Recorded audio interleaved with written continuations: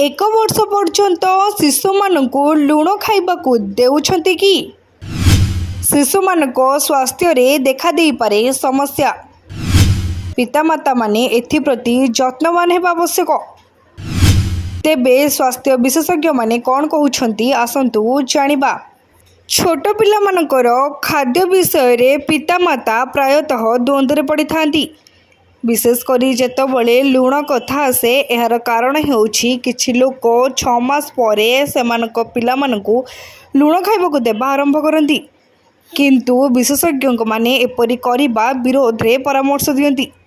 शिशु रोग विशेषज्ञ एवं स्त्री रोग विशेषज्ञ डॉक्टर अमरीन को अनुसार 1 वर्ष बयस पूर्वरु पिला मानकु लुण देबा सेमानक स्वास्थ्य पई क्षतिकारक होई पारे, कारण जन्म परे पिलार शरीर एवं किडनी धीरे धीरे विकसित हुए।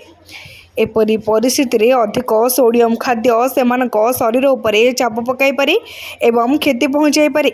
तेणु आसंतु बुझिबा 1 वर्ष बयस पूर्वरु पिला मानकु काहेकि लुण दिया जिबा उचित नुह एवं एहा कोन क्षति करि पारे। छोट पिला मानकर बृकक संपूर्ण विकसित होई न थाए। जदि पिलाटी लुण खाए तेबे बृकक उपरे अधिक चाप पड़े। छोट बयस अधिक लुण खाइबा अभ्यास भविष्यत रे उच्च रक्तचापर संभावना को वृद्धि करिपारे। गवेषणारू जଣାपड़ी जे पिलादिनर खाद्यपेय बड़ हेले स्वास्थ्य को क्षति पहुंचाए। छोट पिलामानक शरीर रे जल संतुलन शीघ्र बिगिड़ी पारे। अधिक लुण हेबा द्वारा शरीर रे पानीर आवश्यकता मध्य बढ़ी पारे एवं डिहाइड्रेशन हेबार आशंका मध्य रही पारे। जदि पिलाटी आरंभरू लुणिया स्वाद रे अभ्यस्त हो जाए तेबे से परे मध्य लुणिया खाद्य पसंद करि पारे।